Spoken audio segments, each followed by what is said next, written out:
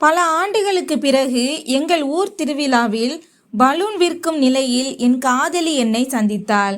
அதன் பிறகு நடந்தவை உண்மையாகவே காதலிக்கும் எல்லோரையும் சிந்திக்க தூண்டுவதுடன் இந்த காலத்து ஆண் பெண் இருவருக்கும் காதல் கண்ணாடி போன்றது என்பதை விவரிக்கிறது இந்த கதை. எங்கள் கிராமத்தில் ஊர் திருவிழா நடந்து கொண்டிருந்தது. நீல வானத்தின் கீழ் வண்ணமயமான அலங்காரங்கள் ஜொலித்தன. கோவிலின் பந்தலில் பக்திமயமான சத்தம் ஒலித்தது. சிலர் கடவுளின் கால்களில் தலை வணங்கினர். சிலர் திருவிழா கூட்டத்தில் குழந்தைகளை ஊஞ்சலில் ஏற்றி கொண்டிருந்தனர். இந்த பரபரப்புக்கும் திருவிழாவின் சந்தோஷத்திற்கும் இடையே நகரத்திலிருந்து திரும்பிய கர்ணன் தன் பழைய நண்பர்களுடன் கூட்டத்தில் சுற்றி வந்தான். அவன் கிராமத்துக்கு வந்து பல ஆண்டுகள் ஆகியிருந்தன. அவனுடைய கண்களில் மகிழ்ச்சி இருந்தது. ஆனால் இதயத்தின் ஒரு மூலையில் வலியும் இருந்தது. ஏனென்றால் இந்த கிராமத்தின் தெருக்கள் அவனுடைய சிறு வயதை மட்டுமல்ல, அவனுடைய முழுமையடையாத காதலின் நினைவுகளையும் சுமந்து நின்றன. கூட்டத்தில் நடந்து சென்று கொண்டிருந்த போது திடீரென அவனுடைய பார்வை ஒரு மூலையில் விழுந்தது. அவனுடைய கால்கள் நின்றுவிட்டன. கையில் வண்ணமயமான பலூன்களின் பெரிய கொத்துடன் ஒரு பெண் குழந்தைகளை கூப்பிட்டு கொண்டிருந்தாள். வாங்க குழந்தைகளே, பலூன் வாங்க. கர்ணனின் இதய துடிப்பு அதிகரித்தது. அவன் உற்று கவனித்தான். அவன் கண்கள் நிறைந்தன. அந்த பெண் வேறு யாரும் இல்லை, அவள் அவனுடைய கல்லூரி கால காதலி சந்தியா. ஒரு கணம் கர்ணன் கனவு காண்கிறானோ என்று நினைத்தான். ஒரு காலத்தில் நூலகத்தில் புத்தகங்களுக்கிடையே சிரிப்பவள், ஒரு காலத்தில் கேண்டீனில் தேநீர் கோப்பையுடன் சிரிப்பவள், ஒரு காலத்தில் மைதானத்தில் அவனுடன் கனவுகளை பற்றி பேசியவள், அதே சந்தியா இன்று குழந்தைகளை கூப்பிட்டு கொண்டிருக்கிறாள். கையில் பலூன்களும் முகத்தில் களைப்புடன் கூடிய புன்னகையும் இருந்தன. கர்ணனின் இதயம் பிளந்தது போலிருந்தது. அவன் மெதுவாக முன்னேறினான். அவனுடைய தொண்டை வறண்டு போயிருந்தது. ஆனால் அவனுடைய வாயிலிருந்து அறியாமல் ஒரு சத்தம் வெளிவந்தது. சந்தியா. சந்தியா தலை நிமிர்ந்தாள். முதலில் அவள் கண்களில் ஆச்சரியம் இருந்தது. பிறகு அடையாளம் கண்டதற்கான லேசான ஒரு மின்னல் கீற்று மிதந்தது. ஆனால் அந்த மின்னலுக்கு பின்னால் ஒரு களைப்பான வலியும் மறைந்திருந்தது. அவள் ஏதோ சொல்ல முயன்றாள். ஆனால் குரல் தொண்டையிலேயே அடைத்து கொண்டது. வெறும் லேசான புன்னகையை மட்டும் கொடுத்தாள். ஒரு காலத்தில் அந்த புன்னகையை கண்டுதான் கர்ணன் உலகத்தையே மறப்பான். சில நொடிகள் இருவரும் மௌனமாக இருந்தனர். கூட்டம் முன்னும் பின்னும் சென்றது. குழந்தைகள் சிரித்தனர். கடைக்காரர்கள் சத்தமிட்டனர். ஆனால் அந்த நேரத்தில் அவர்களுக்கு உலகம் நின்றுவிட்டது போல் இருந்தது. கண்கள் சந்தித்தன. அந்த கண்களில் பல ஆண்டுகளின் தூரம், முழுமையடையாத கனவுகள் மற்றும் சொல்லப்படாத கதைகள் தெளிவாக தெரிந்தன. கர்ணனின் கண்கள் ஈரமாயின. அவனுடைய மனதில் ஒரே ஒரு கேள்வி மீண்டும் மீண்டும் எழுந்தது. இத்தனை ஆண்டுகளுக்கு பிறகு இந்த நிலையில் ஏன்? ஆனால் அவனுடைய வார்த்தைகள் மௌனமாக இருந்தன. ஏனென்றால் அந்த கேள்வி அவனுடைய மௌனத்தை விட அதிக பாரமாக ஆகிவிடுமோ என்று அவன் பயந்தான். சந்தியா லேசாக தலை குனிந்து கொண்டாள். பலூன்களின் கயிறுகள் காற்றில் அசைந்தன. அது அவர்களுடைய மௌனத்திற்கும் ஏதோ குரல் கொடுக்க விரும்புவது போல் இருந்தது. கர்ணன் ஏதோ கேட்க விரும்பினான், ஏதோ சொல்ல விரும்பினான். ஆனால் அவனுடைய நாக்கு உடன் கொடுக்கவில்லை. இருவருக்கும் இடையே மௌனம் மட்டுமே இருந்தது. அது ஆயிரக்கணக்கான கேள்விகளையும் லட்சக்கணக்கான சொல்லப்படாத பதில்களையும் மறைத்து வைத்திருந்த மௌனம். மக்கள் அவர்களை தள்ளி கொண்டு முன்னோக்கி சென்றனர். குழந்தைகள் அருகில் வந்து பலூன்களை வாங்கினர். ஆனால் கர்ணனும் சந்தியாவும் அங்கேயே நின்றிருந்தனர். முன்னேறவும் இல்லை, பின்னோக்கி செல்லவும் முடியவில்லை. அந்த சந்திப்பு கர்ணனின் இதயத்தை உலுக்கியது. இத்தனை ஆண்டுகளுக்கு பிறகு அவனுடைய அதே காதல் எதிரில் நின்றிருந்தது. ஆனால் சூழ்நிலைகள் அவளை அவன் ஒருபோதும் கற்பனை செய்யாத ஒரு நிலைக்கு ஆளாக்கியிருந்தன. அவனுடைய கண்கள் இதைத்தான் கேட்டுக்கொண்டிருந்தன. சந்தியா, நீ இங்கு இந்த நிலையில் ஏன்? ஆனால் அந்த கேள்விக்குரிய பதில் அவனுக்கு இன்னும் கிடைக்கவில்லை. கிடைத்தது என்னவோ மௌனமான பார்வைகளை எதிர்கொள்வதும். அந்த மௌனம் அவனுடைய இதயத்தை ஆழமாக பிளந்துவிட்டது. சந்தியாவை பார்த்த கர்ணனின் கண்கள் ஈரமாயின. ஆனால் அவனுடைய இதயம் அதே நொடியில் கடந்த காலத்தின் பக்கங்களை புரட்டத் தொடங்கியது. வாழ்க்கை எளிமையாக தெரிந்த நாட்கள், காதல் மிக அழகான உணர்வாக இருந்த நாட்கள். கல்லூரி முதல் வருடம். கர்ணன் வகுப்பறைக்கு தாமதமாக வந்தான். எல்லா இருக்கைகளும் நிரம்பிவிட்டன. அவன் பின்னால் நிற்கப் போகும் நிலையில் திடீரென ஒரு பெண் தன் புத்தகங்களை நகர்த்திவிட்டு இங்கே உட்காரலாம் என்று சொன்னாள். அந்த பெண் சந்தியா. கர்ணன் லேசான புன்னகையுடன் நன்றி சொல்லி அமர்ந்தான். இந்த சின்ன சந்திப்பு அவனுடைய முழு வாழ்க்கையின் மிகப்பெரிய கதையாக மாறப்போகிறது என்று அவனுக்கு தெரியாது. மெதுவாக சந்திப்புகள் அதிகரித்தன. நூலகத்தில் படிக்கும்போது திடீரென விவாதம் வெடிக்கும். கேண்டீனில் தேநீர் கோப்பை பகிர்ந்து கொள்ளப்படும். சில சமயம் அசைன்மெண்ட் காப்பிகளுக்காக சண்டை, சில சமயம் ஒருவருக்கொருவர் நோட்ஸ் கொடுத்து கொள்வது. இந்த சின்ன சின்ன விஷயங்களில் நட்பு எப்போது ஆழமானது, அந்த நட்பு எப்போது காதலாக மாறியது என்று இருவருக்கும் தெரியவில்லை. சந்தியாவின் எளிமை கர்ணனை ஒவ்வொரு நாளும் மேலும் மேலும் ஈர்த்தது. அவள் அதிகம் பேச மாட்டாள், ஆனால் அவளுடைய கண்கள் எல்லாவற்றையும் சொல்லிவிடும். படிப்பில் சுட்டி, ஆனால் மனதால் மிகவும் மென்மையானவள். கர்ணன் அடிக்கடி சொல்வான், உன்னை பார்த்தால் புத்தகங்களில் இருந்து அல்ல, மனதின் கண்களில் இருந்துதான் காதலை கற்றுக்கொள்ள முடியும் என்று தோன்றுகிறது. சந்தியா வெறும் புன்னகை மட்டுமே செய்வாள். அந்த புன்னகை கர்ணனின் இதயத்தை வென்றுவிடும். நாட்கள் நகர்ந்தன. சில சமயம் வளாகத்தின் தோட்டத்தில் இருவரும் மணிக்கணக்கில் உட்கார்ந்திருப்பார்கள். வருங்கால கனவுகளை காண்பார்கள். ஒருவருக்கொருவர் வாக்குறுதிகள் கொடுப்பார்கள். கர்ணனின் கனவு ஒரு நல்ல தொழிலை அமைப்பது, சந்தியாவின் கனவு தன் குடும்பத்திற்கு பெருமை சேர்ப்பது. இருவரின் உலகங்களும் வெவ்வேறு, ஆனால் ஆசைகள் ஒன்றோடொன்று இணைந்திருந்தன. ஆனால் கனவுகளின் இந்த உலகம் அதிக நாட்கள் நீடிக்கவில்லை. கல்லூரியின் கடைசி ஆண்டு நெருங்க நெருங்க சந்தியாவின் புன்னகை குறைய ஆரம்பித்தது. அவள் குறைவாக பேசினாள். அவளுடைய கண்களில் எங்கோ ஒரு ஆழமான கவலை தெரிந்தது. கர்ணனால் அதை புரிந்து கொள்ள முடியவில்லை. இந்த மாற்றம் ஏன் என்று அவனால் புரிந்து கொள்ள முடியவில்லை. கடைசியாக ஒரு நாள் வளாகத்தின் மைதானத்தில் மரநிழலில் அமர்ந்திருந்த சந்தியா மெல்லிய குரலில், கர்ணன், ஒருவேளை சூழ்நிலைகள் நம்மை பிரித்துவிட்டால் என்ன செய்வது என்று கேட்டாள். கர்ணன் திடுக்கிட்டான். என்ன உளறுகிறாய் நீ? ஏன் அப்படி நடக்கும்? சந்தியா பார்வையை தாழ்த்தி கொண்டாள். ஏனென்றால் வீட்டு பொறுப்புகள் அதிகரித்து வருகின்றன. அப்பாவின் உடல்நிலை சரியில்லை. அம்மா தனியாக இருக்கிறார். மற்றும் தம்பி தங்கைகளின் படிப்பு சுமையும் கூட என் மீது இருக்கிறது. கர்ணன் அவள் கையை பிடித்து கொண்டான். அதற்கு நான் இருக்கிறேன் அல்லவா? நான் உன்னுடன் இருக்கிறேன். சந்தியா கண்களை உயர்த்தி அவனை பார்த்தாள். கண்களில் கண்ணீர், ஆனால் முகத்தில் லேசான சிரிப்பு. இது அவ்வளவு எளிதாக இருந்திருந்தால் நன்றாக இருந்திருக்கும். அந்த நொடியில் கர்ணனுக்கு முதல் முறையாக புரிந்தது, காதல் என்பது வெறும் கனவு காணும் பெயர் மட்டுமல்ல, உண்மைகளுடன் போராடக்கூடிய தைரியத்தையும் கோருகிறது. கல்லூரி முடிந்தது. கர்ணன் வேலைக்காகவும் தன் தொழிலை உருவாக்கவும் நகரத்திற்கு செல்ல வேண்டியிருந்தது. அவனுடைய இதயம் சந்தியாவை பிரிந்து செல்ல விரும்பவில்லை. ஆனால் சூழ்நிலைகளுக்கு முன்னால் இருவரும் பேரற்றவர்களாக இருந்தனர். செல்லும் முன் சந்தியா இவ்வளவுதான் சொன்னாள், விதி விரும்பினால் நாம் மீண்டும் சந்திப்போம். அவள் கண்களில் கண்ணீரும் கர்ணனின் கண்களில் வாக்குறுதியும் இருந்தன. ஆனால் அந்த நாளிலிருந்து வாழ்க்கையின் பக்கங்கள் மாறிவிட்டன.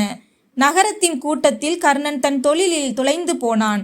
கிராமத்தில் சந்தியா தன் பொறுப்புகளுக்குள் அமுங்கி போனாள். பேச்சுக்கள் நின்று போயின.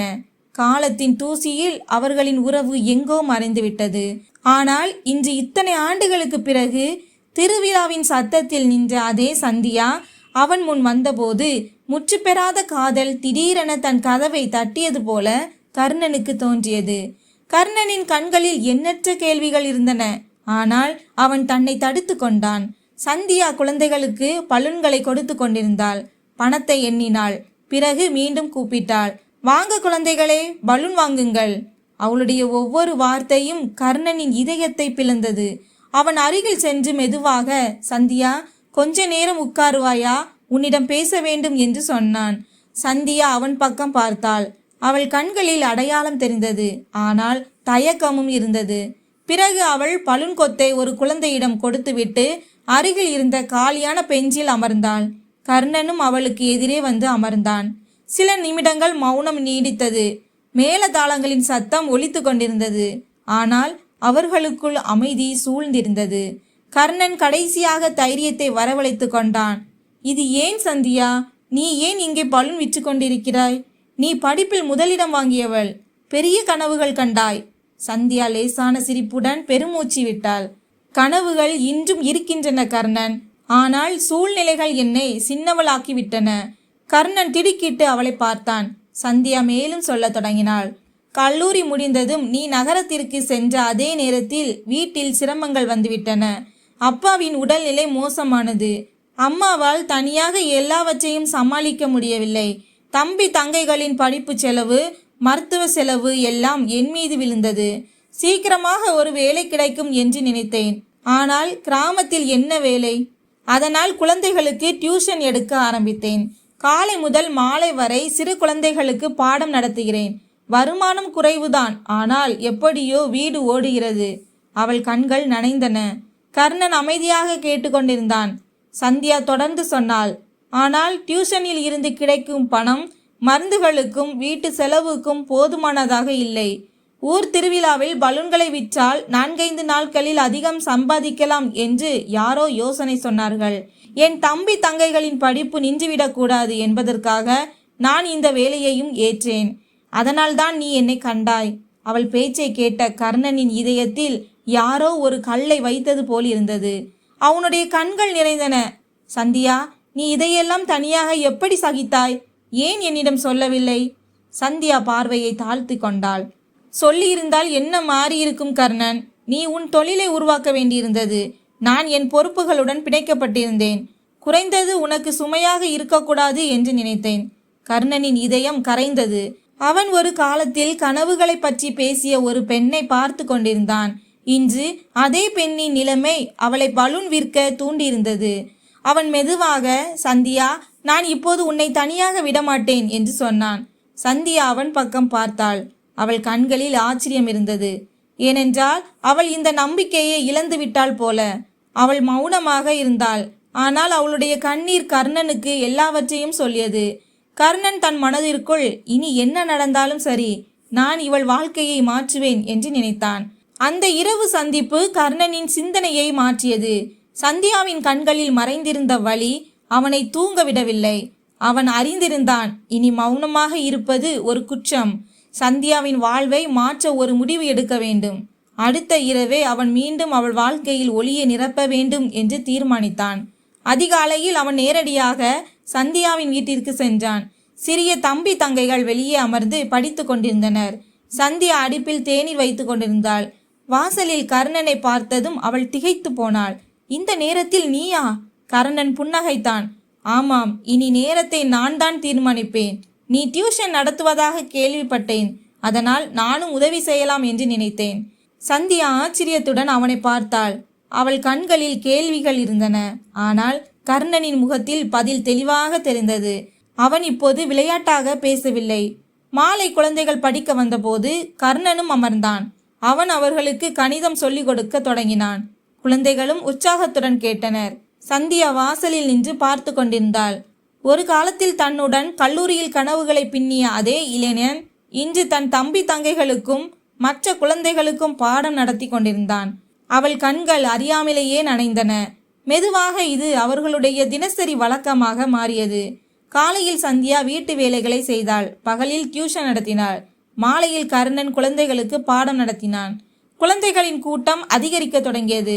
கிராம மக்கள் இப்போது இந்த வீடு ஒரு சின்ன பள்ளி போல் ஆகிவிட்டது என்று பேசத் தொடங்கினர். சந்தியாவின் முகத்தில் மெல்லிய புன்னகை திரும்பி கொண்டிருந்தது. ஆனால் கர்ணன் அறிந்திருந்தான், வெறும் டியூஷன் மூலம் அவளுடைய கனவு நிறைவடையாது.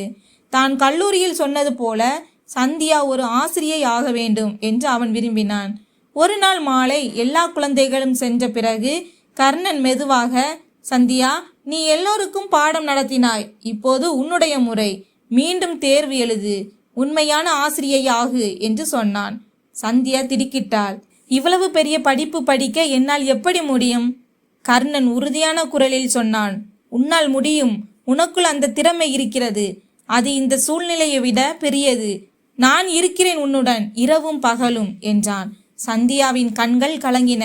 தன்னுடைய மறைந்த கனவுகளை யாராவது மீண்டும் எழுப்பி விடுவார்கள் என்று அவள் ஒருபோதும் நினைத்ததில்லை. இப்போது அவர்களுடைய தினசரி அட்டவணை மாறியது. பகலில் டியூஷன், இரவில் சந்தியாவின் படிப்பு. கர்ணன் புத்தகங்களை வாங்கி கொண்டு வந்தான், குறிப்புகளை தயாரித்தான் மற்றும் மணிக்கணக்கில் உட்கார்ந்து சந்தியாவுக்கு பாடம் நடத்தினான். சில சமயம் மின்சாரம் தடைப்பட்டால் விளக்கின் ஒளியில் இருவரும் படிப்பை தொடர்ந்தனர். கிராம மக்கள் அதை பார்த்து கிசுகிசுத்தனர். இந்த இருவரும் உண்மையிலேயே எதையாவது சாதிப்பார்கள் என்று. பல மாதங்கள் கடினமாக உழைத்த பிறகு சந்தியா ஆசிரியர் தேர்வு எழுதினாள். தேர்வு மையத்திலிருந்து வெளியே வந்ததும் அவள் கண்களில் மகிழ்ச்சி மின்னியது. அவள் கர்ணனை பார்த்து, இன்றுதான் முதல் முறையாக என் கனவுகளுக்கு அருகில் இருப்பதாக உணர்கிறேன் என்று சொன்னாள். கர்ணன் அவளை பார்த்து, இது ஆரம்பம்தான் சந்தியா, இப்போது நீ எப்போதும் இருக்க விரும்பிய இடத்தை பெறுவாய் என்று சொன்னான். தேர்வு முடிவுகள் வெளிவந்த நாள் கிராமத்திற்கே ஒரு திருவிழா போல இருந்தது. சந்தியா காலை முதலே பரபரப்பாக இருந்தாள். மீண்டும் மீண்டும் காகிதங்களையும் கடிகாரத்தையும் பார்த்து கொண்டிருந்தாள். கர்ணன் அவள் அருகில் அமர்ந்து அவள் முகத்தின் ஒவ்வொரு அசைவையும் கவனித்தான். மதியம் முடிவுகள் அறிவிக்கப்பட்டன. பட்டியலில் மிக உயரத்தில் ஒரு பெயர் மின்னியது. அது சந்தியாவின் பெயர்தான். அவள் இப்போது ஒரு அரசு பள்ளி ஆசிரியை ஆகிவிட்டாள். அவள் கைகள் நடுங்கின, கண்களிலிருந்து கண்ணீர் வழிந்தது. அவள் வானத்தை நோக்கி பார்த்தாள். ஓ கடவுளே, என் உழைப்பு வீண் போகவில்லை என்று முணுமுணுத்தாள். குழந்தைகள் ஓடி வந்து அவளை கட்டி கொண்டனர். தம்பி தங்கைகள் மகிழ்ச்சியில் துள்ளி குதித்தனர். கிராம மக்கள் இனி நம் கிராமத்து பெண்களும் முன்னேறுவார்கள் என்று பேச தொடங்கினர். ஏனென்றால் சந்தியா டீச்சர் ஆகியதால் எங்கள் ஊருக்கு பெருமை என்று பேச தொடங்கினர். சந்தியாவின் முகத்தில் பல வருடங்களுக்கு பிறகு உண்மையான புன்னகை திரும்பியிருந்தது. அந்த புன்னகையை பார்த்த கர்ணனின் இதயம் நிறைந்திருந்தது. அவன் மெதுவாக, பார்த்தாயா, உன்னால் முடியும் என்று சொன்னேன் அல்லவா என்றான். நாட்கள் கடந்து சென்றன. சந்தியா பள்ளியில் குழந்தைகளுக்கு பாடம் நடத்த தொடங்கினாள். ஒவ்வொரு நாளும் அவளுடைய குரலில் நம்பிக்கையும் கண்களில் ஒளியும் அதிகரித்து கொண்டே இருந்தன. கிராமத்தில் மக்கள் இப்போது அவளை உதாரணமாக காண தொடங்கினர். அடுத்த ஆண்டு கிராமத்தில் மீண்டும் திருவிழா நடந்தபோது, எந்த திருவிழாவில் கர்ணனும் சந்தியாவும் பல ஆண்டுகளுக்கு பிறகு சந்தித்தனரோ அதே திருவிழாவில் இருவரும் கூட்டத்தை விட்டு விலகி அம்மன் கோவில் முன் நின்றிருந்தனர்.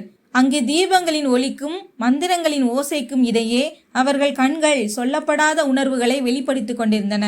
சந்தியா மெதுவாக, கர்ணன், உனக்கு நினைவிருக்கிறதா? கல்லூரியில் நான் சொன்னேன், விதி விரும்பினால் நாம் மீண்டும் சந்திப்போம் என்று. கர்ணன் அவளை பார்த்தான். அவன் கண்கள் நனைந்தன. ஆமாம் சந்தியா, அந்த நாள் இன்றும் நினைவிருக்கிறது. சந்தியா சில நொடிகள் மௌனமாக இருந்தாள். பிறகு நடுங்கும் குரலில் சொன்னாள், இன்று நான் என் விதியை நானே எழுத விரும்புகிறேன். நீ என் வாழ்க்கையின் பகுதியாக ஆவாயா? நீ எப்போதும் என்னுடன் இருப்பாயா என்று கேட்டாள். கர்ணன் திடுக்கிட்டான். சந்தியா தானே இப்படி சொல்வாள் என்று அவன் நினைத்து கூட பார்த்ததில்லை. அவன் கண்களிலிருந்து கண்ணீர் வழிந்தது. அவனால் பேச முடியவில்லை. வெறுமனே தலை குனிந்து அவள் பக்கம் தன் கையை நீட்டினான். சந்தியா அவன் கையை பிடித்து கொண்டாள். அந்த பிடியில் நம்பிக்கை இருந்தது, பாசம் இருந்தது, உடன் இருக்கும் வாக்குறுதியும் இருந்தது. கிராம மக்கள் இந்த செய்தியை கேட்டபோது அனைவரின் கண்களும் நிறைந்தன. அவர்கள் வாயில் ஒரே ஒரு வார்த்தை தான் வந்தது, இது விதியின் விளையாட்டு அல்ல, இது கடவுளின் ஆசீர்வாதம். சூழ்நிலைகள் யாரை இத்தனை வருடங்கள் பிரித்து வைத்ததோ அவர்கள் இருவரும் இன்று மீண்டும் ஒருவருக்கொருவர் துணையாக ஆகியிருக்கிறார்கள். உண்மையான அன்பு எவ்வளவு சிரமங்களை கடந்தாலும் கடைசியில் வெற்றி அதற்குத்தான். சில நாட்களுக்கு பிறகு இருவருக்கும் ஒரு ஆடம்பரமான திருமணம் நடந்தது. கிராமத்தின் குழந்தைகள் பூக்களை தூவி கொண்டிருந்தனர். மேலதாளங்கள் ஒலித்து கொண்டிருந்தன. இந்த காதல் நமக்கு கற்பிப்பது என்னவென்றால், காத்திருப்பு எவ்வளவு நீளமாக இருந்தாலும் உண்மையான அன்பு இறுதியில் தனக்கான வழியை தானே அமைத்து கொள்ளும். நண்பர்களே, இந்த கதை நமக்கு கற்றுத்தருவது என்னவென்றால், உண்மையான அன்பு சூழ்நிலைகளுக்கு பலியாவதில்லை. நம்பிக்கையும் உழைப்பும் இருந்தால் முற்றுப்பெறாத கனவுகள் கூட நிறைவேறும். மேலும் துணை என்பவர் வெறும் வாக்குறுதி கொடுப்பவர் மட்டுமல்ல, தேவைப்படும் போது உங்களுக்காக உறுதியாக நிற்பவர்தான். உறவுகளை பேணுங்கள். ஏனென்றால் மனிதனை எல்லா சிக்கல்களிலிருந்தும் போராட தைரியம் கொடுக்கும் சக்தி அன்புதான். இந்த கதை பிடித்திருந்தால் லைக் செய்யுங்கள், சேனலை சப்ஸ்கிரைப் செய்யுங்கள். நன்றி.